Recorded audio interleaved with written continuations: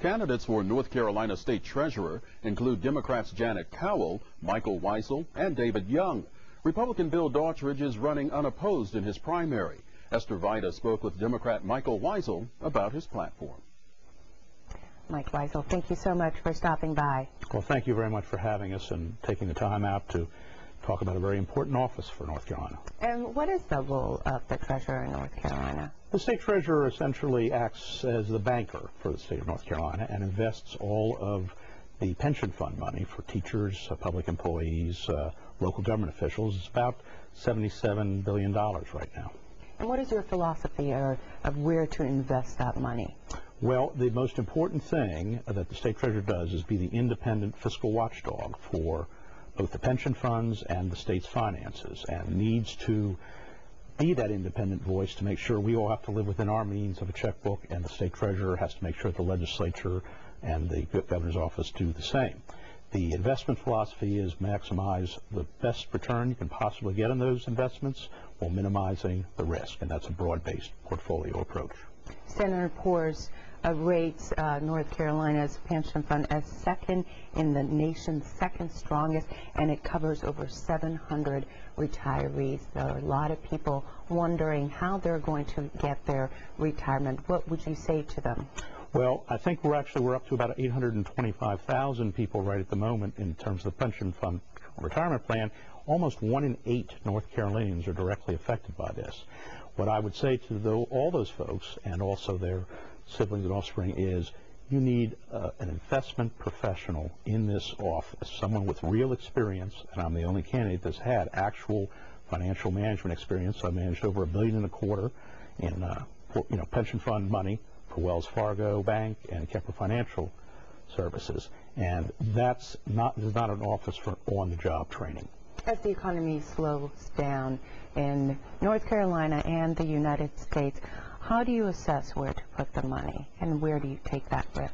Well, that is an ongoing portfolio management decision that you have to review on a daily basis.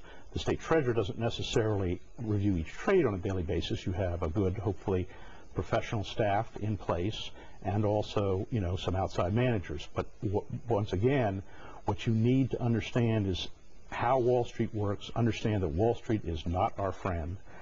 Be sophisticated enough to know when they're selling us a bill of goods and make the right decisions for the people of North Carolina.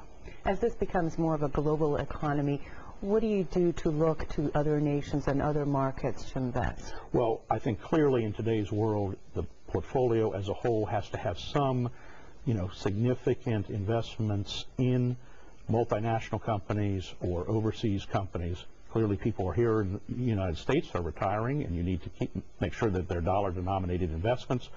But nonetheless, it is a global economy, and you need to look at a broader-based view. We can't be just, U.S.-centric in our outlook to investment philosophy, because we will, lose money if we do not look at a more global environment.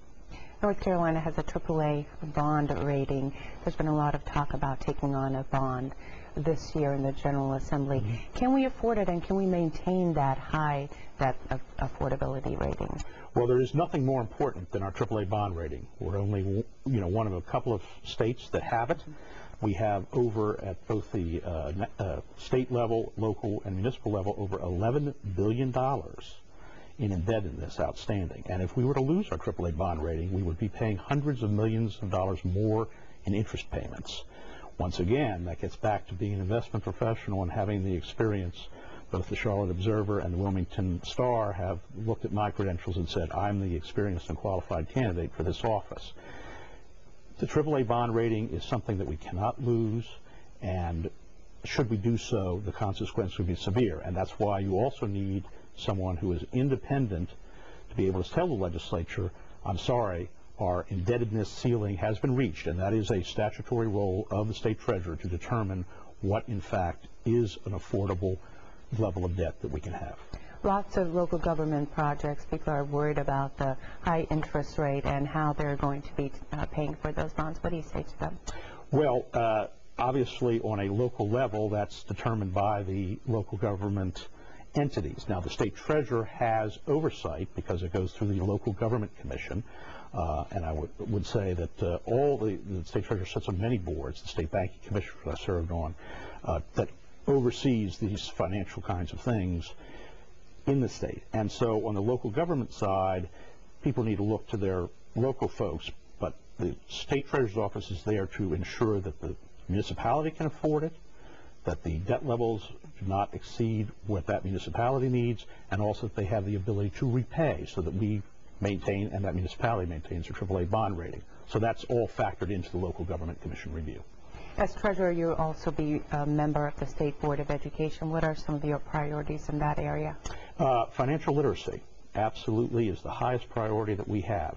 How can you expect anyone to have any sort of freedom without understanding basics like checking accounts, responsible credit card use, what a loan document is? We're going to have over 60,000 people lose their homes to foreclosure this year due to predatory lending. Both at the, you can help that by having people ask questions like, when is my interest rate reset? How long is the loan good for? I mean, we've had some real, the North Carolina banks are very good and have looked after this responsibly. I can't say the same about out-of-state lenders who've come in.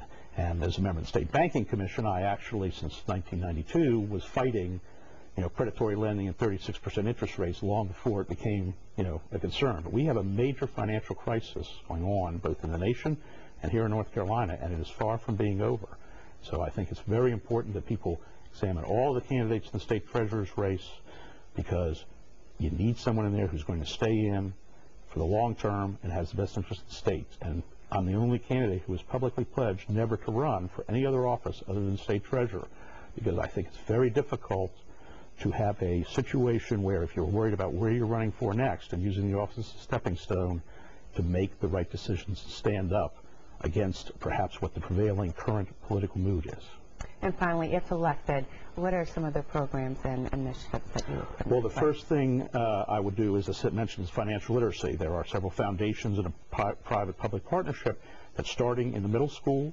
I would implement in high school. I mean, banks are now mailing credit cards to high schoolers, and so we need to have some financial literacy there. I would want to ensure that the office is run professionally and that no political influence is not used in who's managing the state's money. And therefore, I'm the only candidate who's rejected any Wall Street money from being in my campaign, but everyone else has accepted it. I have not, and I think that's an important distinction people need to be aware of. Mike Weisel, thank you so much. Thank you very much for having us here. Appreciate it.